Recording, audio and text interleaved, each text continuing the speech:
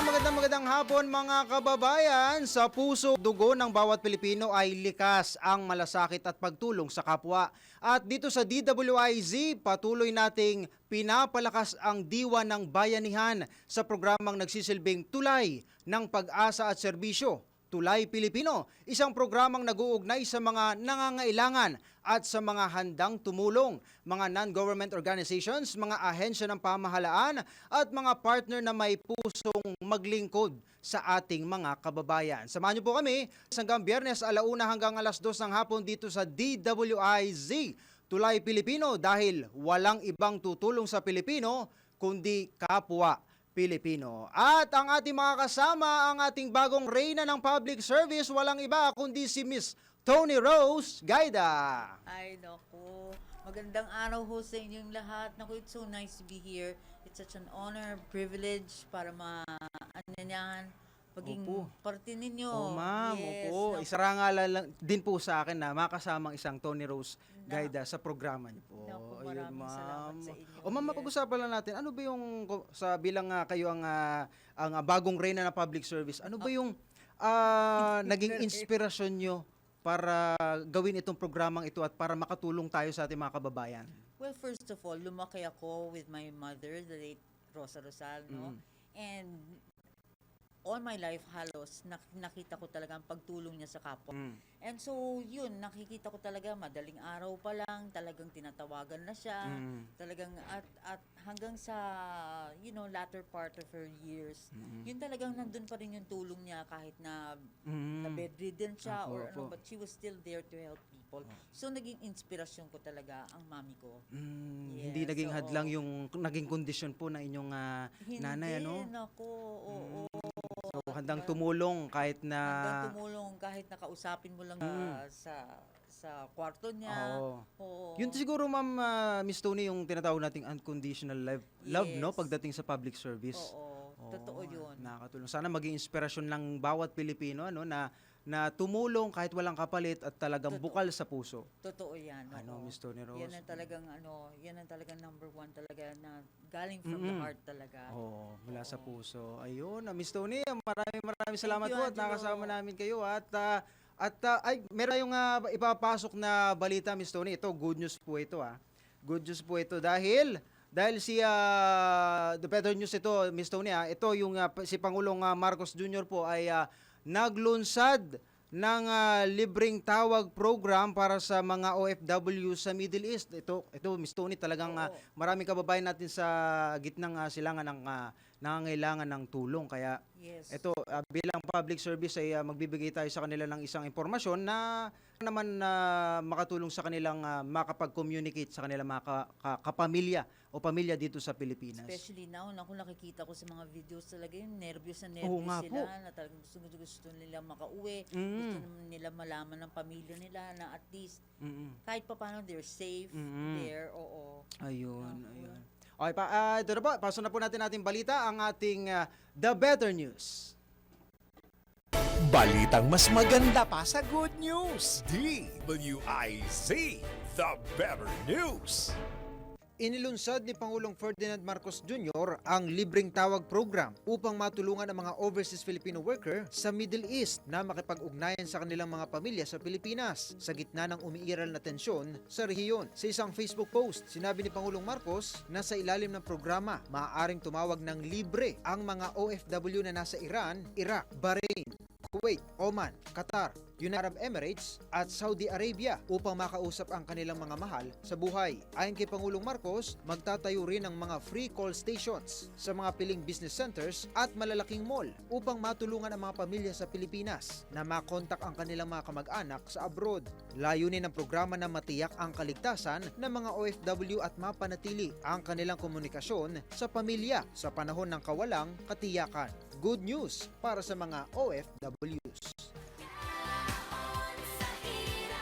Ayun, napaka-magandang balita yan, Miss Tony Rose, para sa ating mga OFW na mayroong libreng tawag program para sa ating mga Malaking bagay kababayan. yun, no? Oo, at sa Facebook post ay magkakaroon ng libreng tawag ang mga OFW na nasa Iran, Iraq, Bahrain, Kuwait, Oman, Qatar, United Arab Emirates at Saudi Arabia. Ayun. Okay. Ayun. Malaking And tulong. this started or starts when? Ano po, ito, inilunsad na po. Ongoing, Inilunsad inilunsad na na, po. yes. Oo, agad-agad po dahil kailangan talaga na makain natin sa Middle East na makausap ang kanilang mga Yes, pamilya oo. dito sa Totoo yan. Pilipinas. Oo.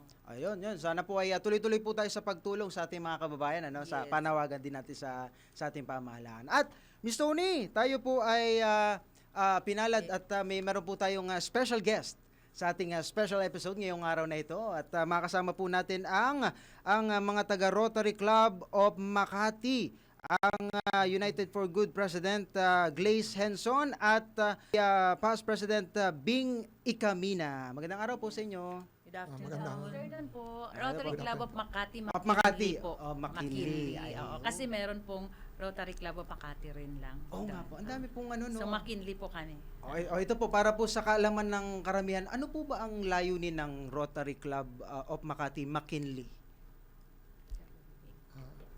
Kami po ay Rotary is isa lang naman ang layunin ng lahat ng Rotary clubs. Nagba lang ng kultura kaya nagkakaroon ng iba-ibang mga clubs, no? Like dito sa aming distrito 3830 merong mga 115 clubs po. So, ganun kadami. Anyway, ang layunin namin in essence ay pwede mong sabihin fellowship. So, pagkakaibigan ng iba-ibang profesyon ng ating lipunan and service. Yun pong pagkakaibigan na yon ay tinatranslate namin sa pagtulong sa iba-ibang komunidad, sa iba-ibang mga grupo ng mga kapuspalan. Ayun, story. Totoo yan, Angelo, kasi noon pa alam ko ang Rotary has always been involved also in helping people. Kaya gusto ko tanongin si Miss Glaze. Grace. Oo. Miss Grace, kung gusto meron nanonood sa atin na gustong maging Rotarian, how does one qualify or may qualifications ba para maging yan? Actually, ganito po, if gusto niyo pong sumali sa Rotary Club, lalo na sa club namin, so pwede po kayong mag-message dun sa page namin to approach us. Okay. Okay, tapos ang requirements lang po is as long as you have the heart to Yes. help and serve other people. Oo. Then, of course, meron po kaming annual dues. We have to pay our annual dues. Which For- is how much? Almost Depende sa 15,000 ano, Okay. This per is one year. members. Okay. Oo. But you can pay that naman quarterly or Oo. annually. Oo. Then for you to qualify, so you have to attend lang po ng 3 activities ng club. That's our policy po sa club namin. So, either fellowship, Oo. meetings, or service project po. Okay, itong service project ninyo, ito yung isa na dito yung pag-uusapan natin, Angelo, mamaya, nga yung po. kanilang school, no? Na tinayo, oo.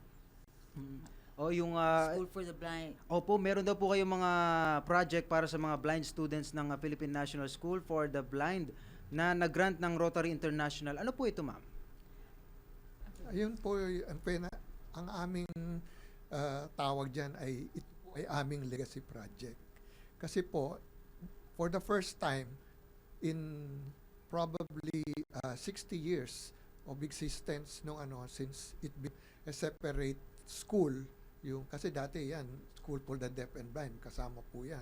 1970s, medyo nag-separate sila. So, for the first time, nag-o-offer kami o binigyan namin sila ng pagkakataon na mag-offer ng iba-ibang vocational education courses. Mga bulag po ito, no? Mga visually impaired. Kasi ang tingin namin ay meron silang talento, inherent talent, at yung ngayon, dahil sa ating mga trends ngayon na may mga teknolohiya na, tapos medyo tolerant na yung ating industry as far as yung tinatawag nilang diversity, inclusion, may pagka-inclusive na, no? So hindi tinitingnan kung may kapansanan ka, kung anong kasarian mo or whatever. So merong opportunity para sa kanilang mag-participate at magkaroon ng mga oportunidad na kapag makapagtrabaho, at makapag-contribute sa society. Kaya yun nga, binigyan namin sila ng pagkakataon, nag-donate kami ng equipment, nag-arrange kami ng training, curriculum for senior high schools na either pwede silang mag-pursue ng course na dalawang BPO related, which is yung isa yung tinatawag nilang General Audio Transcription at saka yung digital content creation. Tapos may pangatlo po kami, yung music production. Yun naman yung parang recording and sound engineering. O yun nga, pwede silang mag-musical score, mag-compose sila ng music, which ginagawa na nila yon ngayon sa Rotary. So, yun po yung aming doon. Ayun. Stony Rose. Sino naman ang mga nagte-train mo dito sa mga batang ito? Ayun pong training, din namin kasi may curriculum at training program for teachers. So, yung mga teachers nila are, actually, karamihan sa kanila, tinrain din para i-train yung mga bata. Kasi sa totoo lang po, yung mga teachers mismo nila, yung nag-inspire sa amin na gawin ito.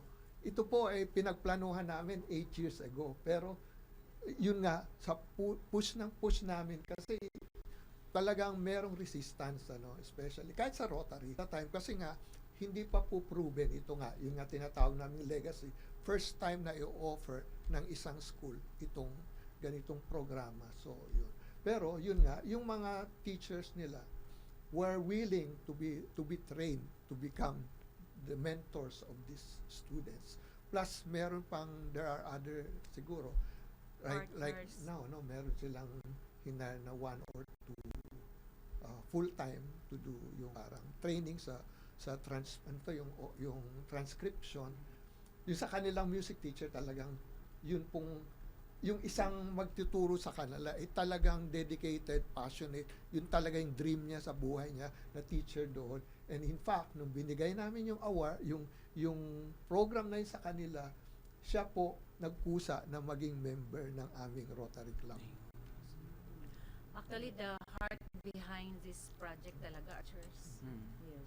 Kasi sila po talaga yung very dedicated and passionate. Kasi sabi nga nung RI director po na guest namin during our turnover, Rotary International Director Jennifer Scott po, is they're not person with disability but different abilities. Yes. Kasi very talented talaga yung mga blind. Nag-excel talaga sila. So, yun po, yung mga teachers, because of the love din ng mga teachers sa mga bata, doon sila na-inspire. Sila po talaga lumapit sa amin to have this project. And kami naman po, nilapit po namin sa grants sa Rotary Foundation at we're so blessed na nag-grant po for on the third attempt, finally, the project granted. The cost of the project is more than 2 million. That's it. More than 2 million peso po. Bakit nyo naisip na sa blind itong project na gawin ninyo? They're the most underserved a community in terms of education po . Kasi sila na nga yung blind, visually impaired. Compared dun sa mga sighted po, marami pong natulong na doon. So, kaya, at saka isang rin po, yung isang teacher po doon na nagiging Rotarian na rin po sa at saka siya talaga, that's her dream na gusto niya magkaroon ng music studio. So partly, kasama na rin po yung digital creation and digital content transcription.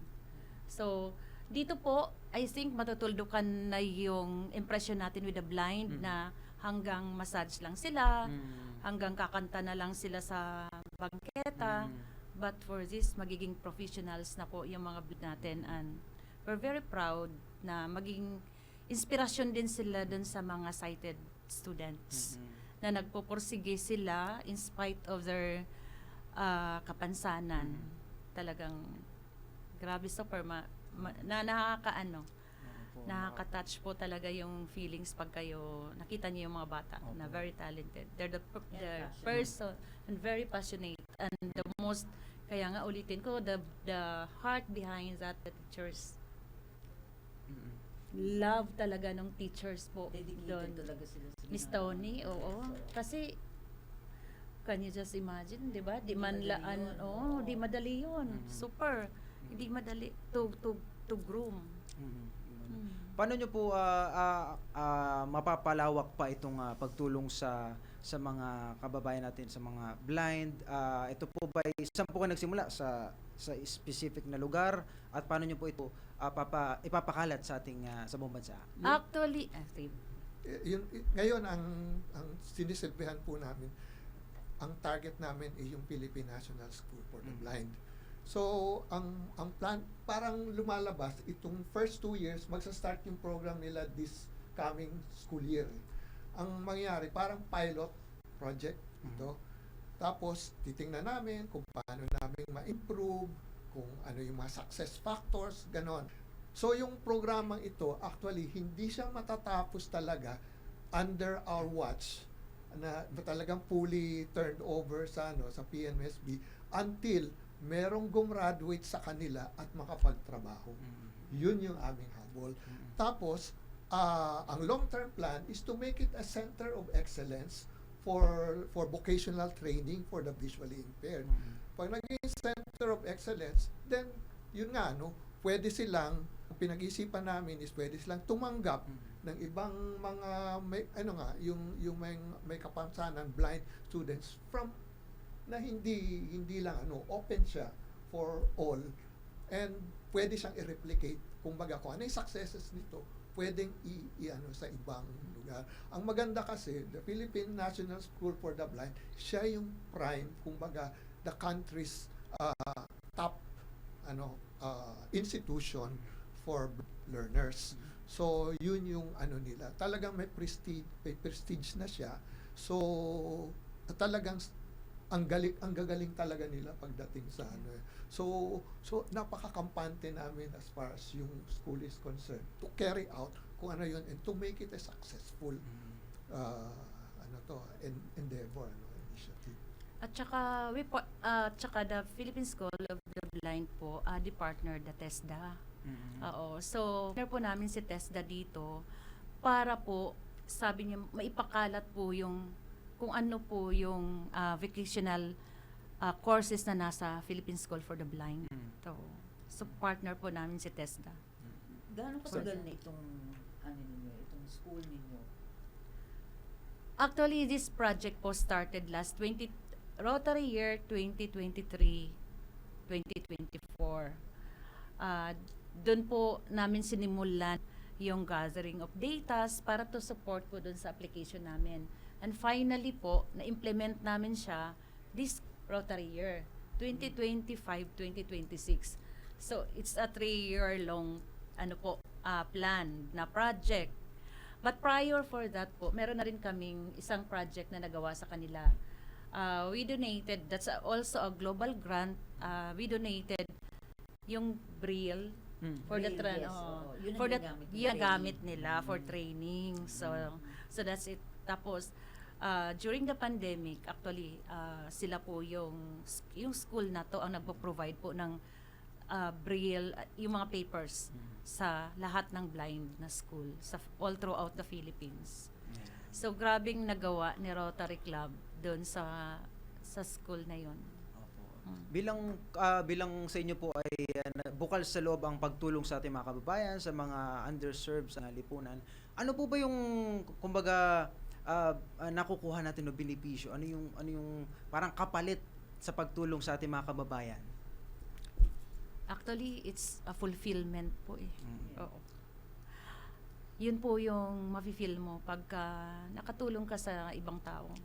Fulfilled ka. Nakita mo yun ng, this is our purpose. Ito pala yung purpose ko. Fulfillment po. Sabi. Parang sa akin naman, sa amin is, parang challenge. Nakita mo yung underserved siya, nakita mo yung naghihirap sila, pero nakikita mo na may paraan eh. So, yun ang we are trying to take advantage nung paraan na yun.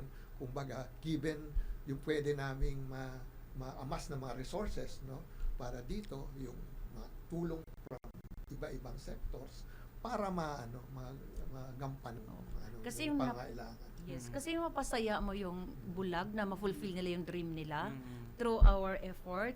Oo, sobrang hindi ano yon. Walang Priceless. katapat na halaga. Oo. That's priceless, kaya Priceless. talaga I'm so proud of my club, the Rotary Club of Makati McKinley, na for their heart. Kasi lahat po sila talaga super grabe pagka tumulong. Kung wala po yung puso natin, wala rin yung time nila, like PP Bing, very busy person si PP Bing. Yung ibang mga club mates namin, very busy, pero ando doon na yung ano eh. Ando na yung ano eh. Tapos pag nakita mo lang yung mga tao na yon na mapasaya mo mga lang, sobrang, that's fulfillment na rin. Nasa DNA na yun. Oo, parang Instinct mo na, oo. DNA na rin ng mga club member eh. So, kaya yung club namin is very engaging, and may pagmamalaki ko rin na mataas yung retention namin because talagang pare-parehas yung ano. Yan nga, may DNA na dun sa club. It's our culture na makita nila yung, ma-fulfill din nila yung anong purpose nila sa buhay nila. Opo, oo. Ngayon, Miss Grace, kung meron gustong sumuporta o mag-donate, Opo, yan. paano kayo makukontak? Meron po sa page namin, pwede po kayong, or Nandun. contact, ando doon po yung contact numbers namin sa page po namin if you want to support. Okay, Oo. can you tell us your page again? We have Rotary Club of Makati McKinley po. That's our FB Facebook page. You can message po doon sa messenger po. Ayun, para sa And- mga gustong maging member, gustong Yes. tumulong. Kung gustong tumulong, Mm. yes po. Ayun. Maraming salamat po. At talagang yun din naman ang mission natin sa Proyekto Miss Tony, Yes, no, oo. na wala talagang ibang tutulong sa Pilipino kundi kapwa Pilipino. Totoo So yan. sana ay maging inspirasyon din natin ang Rotary Club of Makati McKinley sa kanilang unconditional love sa ating mga kababayan, sa mga underserved ng lipunan na patuloy na tumutulong sa ating mga kababayan. Yes. Miss Tony. Actually, Angelo, this project also, The Blind, will be featured during the Rotary International Convention this coming June sa Taiwan. Opo. Taiwan. Okay. Yeah, we're one of the club na mag-present po during the breakout session. Kaya presenting kasi itong breakout sessions will present mga best practices in and we were chosen. So, Ayun. dito sa- Ano yung best practice ng Ah, club Opo. o how we do that project. Oo. So yun po, that's a legacy project ng Rotary Club Makati McKinley. Ayun, po yun sa June. This coming This June, coming June. yes po, Apo, at sa- Taiwan Mhm. during the Rotary International Convention. Ayun, Ah. ayun. Maraming salamat po. At ayun, abangan po natin yung mga programa ng Club of Makati McKinley, ng Rotary Club of Makati. Ayun, Sir Ben, Miss Grace, naku, maraming opo, salamat. maraming salamat po sa Thank you pagpapaunlak. rin po. Maraming salamat din, Miss Tony. At nakilala rin namin. Nakita namin kayo personally. Grabe. Fan naman kayo ni Pipi Bing Na-starstruck po. Ang ganda po. Grabe, Kahit po ako talagang na-starstruck. ano. Sir Angelo, hindi Opo. nakikita na kita. Ano? Opo, Grabe. Ikaw pala si Angelo Baino. Sa labas lang po ako, makikita-kita. Di ba ngayon nakikita na po namin kayo?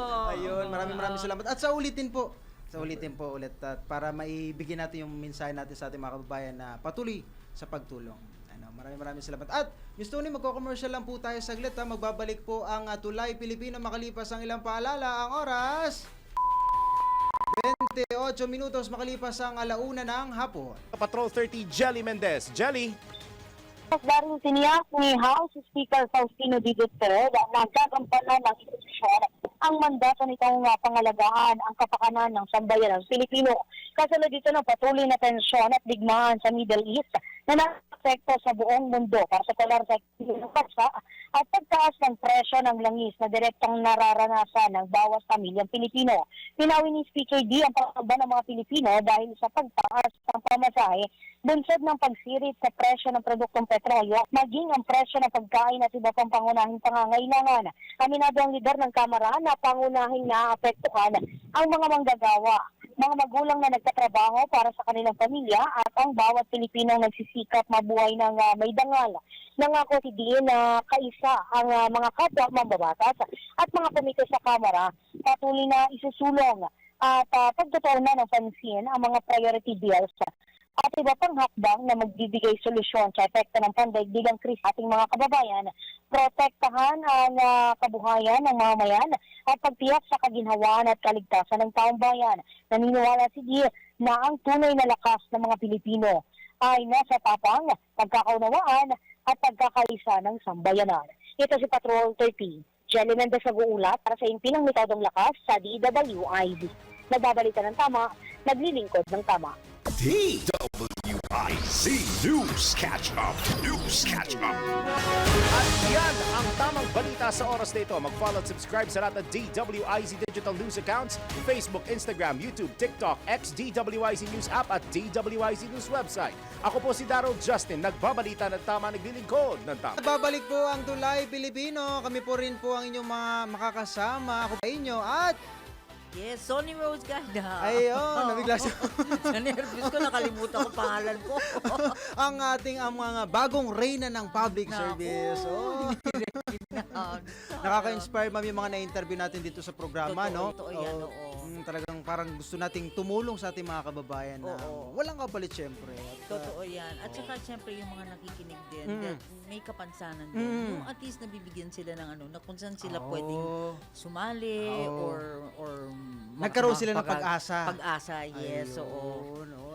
Ito ma'am, bago tayo magpatuloy sa ating susunod na interview at magpapasok po muna tayo na ating special report. Ang PCSO po, ma'am, namahagi ng 500 high-jets sa mga kababaihan sa Ilocos Sur. Ayun, oh. Alamin po natin, narito po ang ating special report.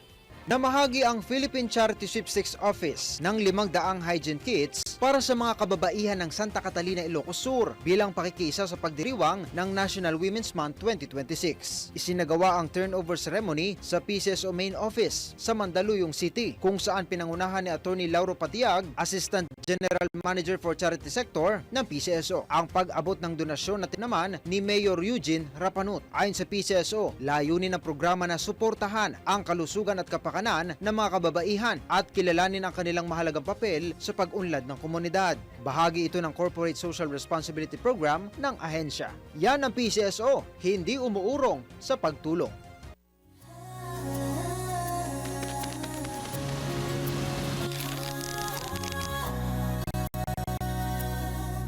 Hindi umuurong sa tulong, kawang gawa sa lahat sinusulong. PCSO, PCSO, hindi umuurong sa pagtulong. PCSO, PCSO.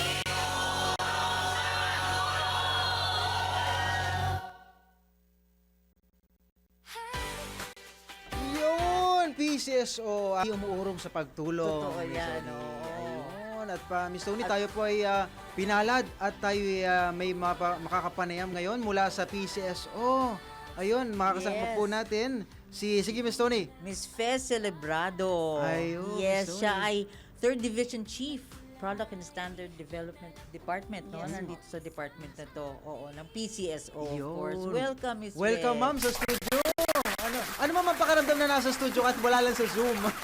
Oo nga, sir. Nakaka-starstruck si Miss Tony. Oo nga At ikaw po. din, sir. Ako- Finally, we met on Oh, in person. wala lang ako ma'am, kay Ma'am Miss Tony po ako na starstruck. No. Oo nga. Iba po pala pag nandito talaga sa studio. Opo. Yes, oo. Ayan, thank you. Maraming salamat po Thank sa you, pag-invite sa pinaunlak. amin bilang representative po ng PCSO. Ayun. Ayun. Miss Ngayon, Tony. Miss Fe, unang tanong ko sa inyo, ano ba ang mga lotto games natin? ngayon? Ayan po. Ang PCSO po, ang government-owned and controlled corporation na nag-ooperate at nagpapalaro po. Only agency po na nagpapalaro ng Lotto. At ang mga games po natin, meron po tayong Lotto 642, Mega Lotto 645, meron po tayong Super Lotto 649, meron din po tayong Grand Lotto 655 at Ultra Lotto 658. Yan po yung ating mga jackpot-bearing games. Diyan naman po, pipili po kayo ng 6 na numero at nagkakahalaga po ito ng 25 pesos bawat kombinasyon.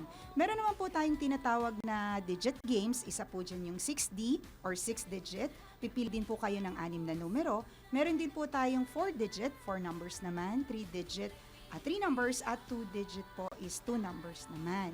Pero yung draws po nila, yung ating jackpot bearing games, every night po yan, 9 p.m. Okay, tapos yung mga digit games po natin, 3 times a day po yan. Meron po tayong draws for 2 p.m., 5 p.m., and 9 p.m. po. Yung bola ng 3D at 2D games po. Ayan. Alam mo, Miss Fe, sumali ako dyan sa 6 digit. Naku, awa ng Diyos, tumama. Pero isa lang. Isang numero lang. Oo. Sayang Hanggang sa po. sumubok ako ulit. Sabi ko nga, mga kombinasyon ko, birthday ng nanay ko, lola ko, anak ko, vital statistics, Oo, lahat na, lahat sinali na. ko. Lahat ng numero. Wala, isang numero lang ang lumalabas Oh. talaga sa akin. But sabi nga ni Miss Ay, Fe, anong dapat gawin pag ganon? Ako Don't kasi give Miss Tony, daga may inaalagaan akong numero para dapat Meron consistent lang tayo sa Yes, pagtataya sir. sa loto. O yung mga kababayan natin, marami akong kakilala na yun din yung kanilang strategy. Talagang may inaalaga lang po silang numero. Ano ma'am, no? Opo. Yung mga avid lotto players po natin, talagang consistency is the key yung sinasabi nila. Opo. Taya lang po tayo ng taya. Sabi ng try, don't give up. Try, Oo. opo, at panalangin sa Diyos na Opo. manalo tayo. Kasi anyway naman po, kung hindi man tayo manalo, sabi ko nga po sa Opo. inyo, hindi man po tayo pala rin, nakakatulong po tayo sa ating kapwa Pilipino. Kasi ang PCSO po, kumukuha ng pondo na para maipangtulong sa ating kapwa, gamit din po yung ating lotto games. So, portion po ng ating mga tinataya sa 25 pesos, napupunta po yung 30% dyan sa charity fund. Which is, yun po yung sinabi niyo, sir, kanina, yung ating mga charity ba, mga patient transport vehicles, mga medical assistance, hospital assistance po, na dinudulong ating mga kababayan sa PCSO.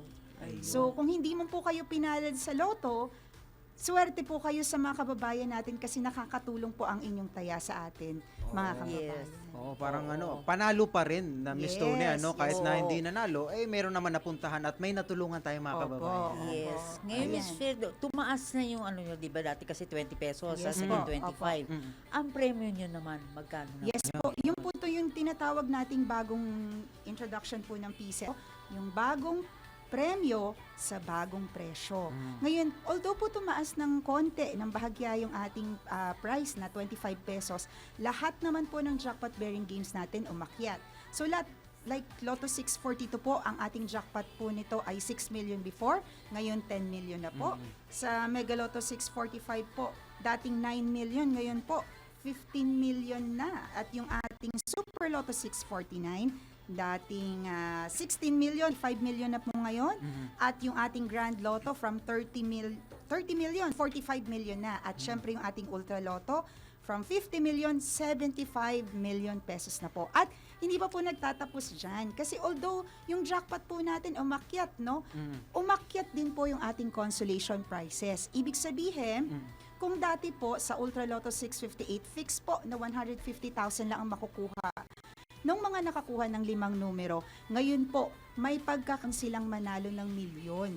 Kasi ang second prize po ng ating Ultra Lotto 658, pag nakakuha po ng 5 numbers, ay 1.5 million pesos. Ibig sabihin po nun kung ilan po ang nanalo, paghahatian nila ito. Kung halimbawa, isa ka lang, tulad po nung March 4, sa Grand Lotto 655 natin, mag-isa lang po siyang nanalo ng 5 numero. Nakakuha po siya ng premyo ng 1.4 million pesos. Ibig sabihin, kahit nakakuha lang po siya ng 5 numero, milyonaryo pa rin ang kanyang nakuhang premyo. Ganun po, yun po yung kagandahan sa bagong prize scheme natin ngayon. Yung consolation prizes, milyon pa rin po. At kung hindi man milyon ang mapaghatian nila, halimbawa, 5 sila, mas malaki pa rin po compared dun sa fixed price ng old price scheme natin. Nagkakaroon po sila ng premyo na 500,000, 300,000, mas malaki pa rin po. Ayun po. Ngayon, Miss Fe, paano makakasiguro mga lotto players natin na legit o legitimo yung numbers Yung mga natin, result. yung mga result. Ayun po, lagi ko pong sinasabi noon pa sir, no, yung ating lotto draws po are no human intervention. Ibig sabihin, hindi po hinahawakan ng tao at machine lang po talaga nagpapagana. At kami po ay certified ng World Lottery Association. Chine-check po nila yung aming system. Meron po tayong process na naka-ISO certified din po. Talagang lahat po, in-scrutinize po yan ni GM Mel Robles nung unang pagpasok niya pa lang po. Siya po yung naging unang, kumbaga, basher. chinek niya muna po lahat kasi siya din mismo medyo ano din siya, gusto niyang mapatunayan na talagang legit po talaga ang loto, which is yun po, nakita naman niya na talagang legit. May mga witnesses po tayo, meron po tayong COA na nagre-represent at public po mismo. Yan. Ngayon, kung mananalo, kung may saan nila pwede kunin yung Apo, yun. premyo Po. nila? Yan. Kung mananalo po tayo, sana po manalo kayo. Wish ko po Sana sa ating talaga. lahat manalo Malapit tayo. lang no? ako sa Pagka ang premyo po natin ay 10,000 pesos and below, pwede nyo po yan i-claim doon mismo sa outlet kung saan kayo tumaya. Pero pag 10,000 and 1 pataas, pwede po sa PCSO. Lalo na po pag mga jackpot prizes, dun po yan sa ating main office. Dito po sa show sa PCSO. Yes. Ayan. O kaya pag po kayo, tawagan niyo po ako. Ayun, direkta na. Assist ko po kayo. Matatawagan niyo pa kaya ako. Miss May, baka may popromote lang kayo abangan sa mga bagong programa ng PCS o sa mga Lotto Games. Nasa inyo po ang pagkakataon. Ayan, maraming salamat po sa pagkakataon. Marami po tayong mga pakabog ngayong darating Apo. na mga events. Ngayon po, since buwan po ng mga kababaihan, meron po tayong promo na tinatawag na 3D para sa mga Pina. Pumupunta po kami sa mga Lotto outlet, namimigay po kami ng mga prizes para dun sa mga kababaihan na tumataya po ng 3D Lotto. At meron din po kaming camping ngayong month para sa mga kababaihan, sila GM Robles at ang ating board members po. Pumupunta rin po sila sa mga tulad po kanina sa Ilocos at namimigay po sila ng mga charity para sa ating mga kapwa kababaihan. At ngayon po, darating na Friday or the following, meron po kaming ilo-launch yung ating PCSO co-branded beep card sa mga LRT naman po. Meron pong mga beep card na issue yung PCSO, yung mga nakalagay po yung ating mga Lotto outlets para po sa ating mga kababayan, mga riding public naman po. So, talagang Angelo, ang daming natutulungan Madami talaga. talaga Opo. ng loto. Opo. Kaya, Pero tuloy-tuloy tayo, Miss Tony. Magbabalik po kami. Sa pagbabalik natin, meron lang tayo papasok ng mga commercial. Sa pagbabalik po natin, tuloy-tuloy pa rin po ang usapan kasama PCSO. Samantala, magbabalik po ang Tulay Pilipino makalipas ang ilang commercials. Ang oras, 47 minutos makalipas ang alauna ng balik po ang Tulay Pilipino. Kami pa rin po inyong mga kasama. Siyempre, ako po si Angelo Baeño at ang nag-iisang reyna ng public service, Tony Rose Miss Gaida. Tony Rose Gaida. Oo, Ayun. Ay, kasama pa rin natin Miss Tony Rose ang PCSO, si Miss Fe Celebrado III ng PCSO gaming sector. Miss Tony Rose, may first question kayo. yes, so, Miss Fe, ano naman ang do's and don'ts sa pag-ingat ng ticket? Like, kunyari, di ba, i-claim mo, anong mga dapat nilang tandaan? Pwede ba plansyahin yan? Oo, Kasi kasi yun po, pag ang nabasa, wag nilang bawal yata gagawin. ito. Oo. So halimbawa po, nanalo po kayo, hawak niyo po yung physical ticket. No? Sa pag-claim po kasi ng ating premyo, dapat hawak po ng winner natin yung ating physical ticket. So sa pag-handle po ng ating ticket, wag na wag pong babasain at wag na wag din pong paplansyahin lalo na. So, ina-advise po namin kasi ang holder po ng ticket, siya po yung kino-consider na winner. So, ina-advise namin, halimbawa, nanalo po ang inyong ticket, pirmahan niyo po sa likod. At mag-present po tayo ng 2 valid ID sa PCSO para ma-identify po na kayo yung ating winner. Kasi sa pag-claim po ng cheque. At wag po kayo mag-alala kasi may mga malalapit naman pong mga bangko dito sa atin sa PCSO. Safe naman po ang ating mga winners sa pagpunta po sa PCSO. So, Ayan. kailangan yung tumaya, siya mismo mag-claim. Yes po. Oo, hindi pwedeng yung winner ipaki. po, hindi po pwedeng ipaki sa, lalong-lalo na po sa mga bata, no? Yes, Kasi, anong age limit ba na 18 pwedeng? years old po kasi pataas ang pwedeng tumaya at magpataya po ng loto. Sa mga outlet po natin, hindi po pwedeng maging teller yung 18 and below. Dapat po 18 pataas lamang. Kasi ito po yung isa sa sinusulong ng PCSO, yung ating responsible gaming principles. Unang-una po dyan, yung edad ng pagtaya po. Binagbabawal po natin na tumaya ang mga minors. So 18 pataas lamang po. At syempre, isa pang prinsipyo dyan, yung safe and responsible gaming po natin. Yung huwag pong tataya ng susobra sa ating budget o kaya maaapektuhan na po yung ating pamumuhay. Maglaro lang po tayo ng nanaayon sa ating kakayanan at syempre, ang goal po natin talaga, aside po sa manalo sa loto, is makapagtulong po sa ating kapwa kasi isa nga po sa ano ng PCSO ay for charity. Ayun po. Ano pa ba, Ma'am Fe, yung ibang source of income ng PCSO bukod dun sa mga branches ng Lotto outlet? Yes po. Meron po tayong tinatawag na COCB or Corporate Owned Chain Business. Ito po yung isa, yung ating Lottomatic. Dito naman po, kung ang ating mga outlet ay physical outlet po, nasa mga stations nila. Ito naman po, ang gamit ng ating Lottomatic ay handheld terminal, yung parang pong mga terminal sa bus, gano'n.